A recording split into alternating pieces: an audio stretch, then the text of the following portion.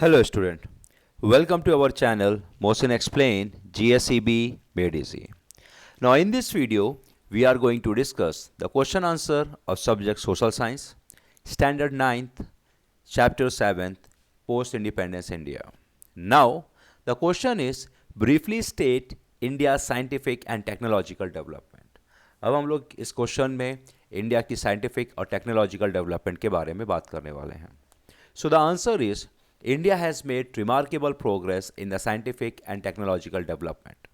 India ने बहुत ही ज़बरदस्त तरीके से साइंटिफिक और टेक्नोलॉजिकल डेवलपमेंट हासिल करी आज़ादी के बाद. किस तरीके से और किन किन लोगों ने इस मुकाम पे पहुंचने में मदद करी, चलिए जानते हैं.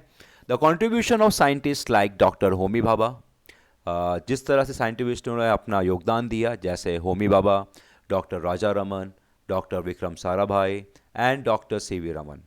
और अब टेक्नोक्रेट्स टेक्नोलॉजी के मामले में जैसे sir M Visvesvaraya, Sam Pitroda, doctor APJ Abdul Kalam, doctor E Sreedharan, उन्होंने ज़बरदस्त तरीके से कंट्रीब्यूशन किया. नाउ इसमें से फिर वुमेन साइंटिस्ट भी थे जिन्होंने बॉटनिस्ट जैसे बोटेनिस्ट जानकी अम्मा, chemist Asima Chatterjee, doctor Indra Ahuja in the field of medicine, mathematician Shakuntala Devi, astronaut Kalpana Chawla and Sunita Williams. ये हमारे वुमेन साइंटिस्ट और एस्ट्रोनॉट्स थे. अब इंडिया सरकार ने इंस्टीट्यूशन भी इस्टेब्लिश करी जिसने टेक्नोलॉजी और साइंटिफिक में बहुत रिसर्च करी है, जैसे Indian institute of science, Indian institute of technology जिसको हम IIT के नाम से जानते हैं, इंडियन स्पेस रिसर्च ऑर्गेनाइजेशन जिसको हम ISRO के नाम से जानते हैं, फिर फिजिकल रिसर्च लैबोरेटरीज बनाई जिसने बहुत ज़बरदस्त तरीके से देश के डेवलपमेंट में योगदान दिया. Now the green revolution. अब ग्रीन रेवोल्यूशन देखा जाए एक बहुत ही ज़्यादा महत्वपूर्ण क्रांति थी, हरियाली, यानी इसको कह सकते हैं कि हरियाली में क्रांति. Now the answer moving ahead with that, green revolution was brought about agriculture research.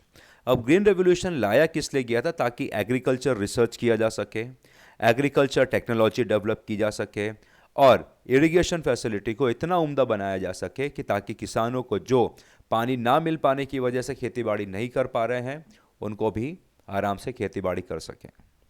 India has reach self sufficiency. India अपने सेल्फ सफिशिएंट नेशन बन गया था खाने अनाज के मामले में, और ये सब हुआ था ग्रीन रेवोल्यूशन की वजह से. India had made a big leap in the nuclear science and technology. India ने भी ज़बरदस्त तरीके से न्यूक्लियर टेक्नोलॉजी में बहुत महारत हासिल कर ली. The scientist at Bhabha Atomic Research Centre, और जो बाबा एटॉमिक रिसर्च सेंटर के जो साइंटिस्ट थे उन्होंने न्यूक्लियर रिएक्टर बनाया और उसके दम पे एटॉमिक एनर्जी यानी इलेक्ट्रिसिटी जनरेट करना और फिर उसके बाद उसको हथियार के रूप में यूज़ करना, वो भी डेवलप कर लिया था. India has carried out 2 successful nuclear test. India ने 2 सक्सेसफुल न्यूक्लियर टेस्ट किए थे, एक 1974 में, दूसरा 1988 पोखरण राजस्थान में. India had develop nuclear devices and missiles for the defence of the country. India ने जो न्यूक्लियर डिवाइस बनाए थे वो अपनी देश की सुरक्षा के लिए बनाए थे. Now extraordinary has been India progress in space research. India ने स्पेस यानी कह सकते हैं ब्रह्मांड में भी बहुत ज़बरदस्त तरीके से ग्रोथ हासिल करी. India has launch. इंडिया ने खुद के सैटेलाइट, खुद के दम पे सैटेलाइट बनाई, आर्यभट्ट, भास्करा एंड रोहिणी. इसके अलावा India has develop GSLV to launch the satellite in space. India ने खुद का एक लॉन्च स्टेशन बनाया जहाँ पर से वो सैटेलाइट को रेगुलरली लॉन्च कर सकते हैं. अदरवाइज इंडिया को हमेशा दूसरे स्टेशंस को यूज़ करना पड़ता था, दूसरे नेशन के स्टेशन को यूज़ करना पड़ता था खुद की सैटेलाइट लॉन्च करने के लिए, और ये बहुत ही ज़बरदस्त डेवलपमेंट था. इसके अलावा इंडिया ने ज़बरदस्त प्रोग्रेस दिखाई टेलीकम्युनिकेशन, इंफॉर्मेशन टेक्नोलॉजी में. The use of telephone, mobile phone, television and computer has increase considerably. जिस तरीके से इंडिया ने प्रोग्रेस दिखाई इंफॉर्मेशन टेक्नोलॉजी और टेलीकम्युनिकेशन में, उसके बाद टेलीफोन, मोबाइल फ़ोन, टेलीविज़न, इनका इस्तेमाल भी उसी तरीके से और बढ़ गया. The use of biotechnology have progressively increase in the industry.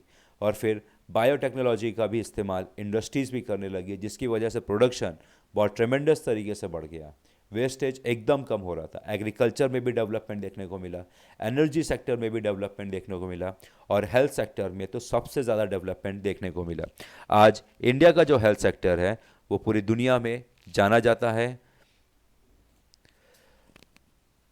All right student, this question ends over here. अगर किसी को कोई डाउट, कोई क्वेरी हो तो वो मेरे कमेंट बॉक्स में कमेंट कर सकते हैं। Thank you very much.